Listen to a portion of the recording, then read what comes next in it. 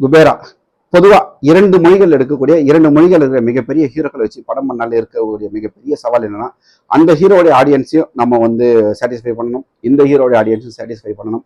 அந்த விதத்தில் சேகர் கமுலா இந்த படத்தை தமிழ் தெலுங்கு ஆடியன்ஸுகளை மையப்படுத்தி 2 பேருக்கும் நாகார்ஜுனா அண்ட் தனுஷ் இப்படி இவங்க 2 பேரையும் வச்சு ஒரு நல்ல திரைக்கதை எழுதி இயக்கியிருக்கிற படம் தான் வந்து குபேரா.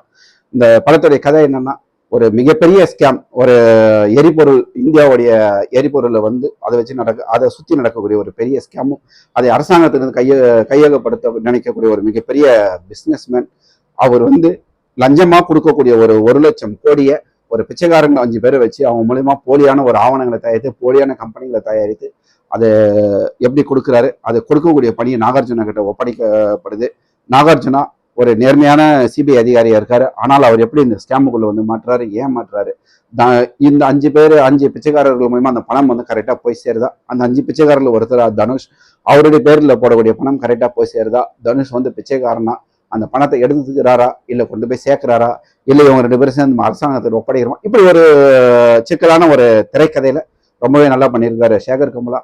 பொதுவா படம் ஆரம்பிச்சு நிறைய படங்கள்ல 1/2 மணி நேரம் 1 மணி நேரம் ஆனாலும் கதைக்கே வரமாட்டாங்க. ஆனா இந்த படத்துடைய மிகப்பெரிய படம் ஆரம்பிச்ச 10 நிமிஷத்துக்குள்ள இதுதான் கதைன்றதை போட்டு உடைச்சிடாரு. நம்ம இதை நோக்கி தான் போறோன்றது தெளிவா சொல்லிடுறாரு இயக்குனர். ஆனால் அதுக்கு மேல கொஞ்சம் தேங்கி நிற்கிறார். அது 2 ஹீரோக்களை வந்து வச்சு படம் பண்ணும்போது அவங்களுக்கு உண்டான கமர்ஷியல் ஸ்பேஸையும் அவங்களுக்கு உண்டான வலுவையும் கொடுக்கணுன்றதுல ஒரு இருக்கிற பலு அந்த திரைக்கதையில கொஞ்சம் தெரியுது. இந்த படத்துக்கு ரஷ்மிகா மந்தனா தேவையில்லாத ஒரு விஷயம். ஆனா வில்லன் மிக நேர்த்தியான ஒரு திரைக்கதையை வில்லனுக்காக செஞ்சிருக்கிறார்.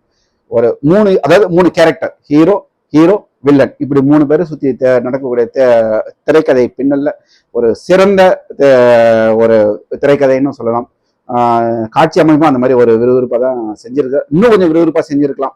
படத்தோட நீளத்தை சேகர் கமுலா வந்து கொஞ்சம் குறைச்சி இருந்தாலும் நல்லா இருக்கும். ஒரு 3 மணி நேரம் படத்தை ஒரு 2.5 மணி நேரமா மாத்தி இருந்தாலும் நல்லா இருக்கும். படத்துல தனுஷ் பணத்தை எடுத்துட்டு ஓடும்போது அவரை தேடக்கூடிய விஷயங்கள் எல்லாம் வந்து நமக்கு வந்து ஒரு விறுவிறுப்பு கொடுக்கலன்னே சொல்லலாம்.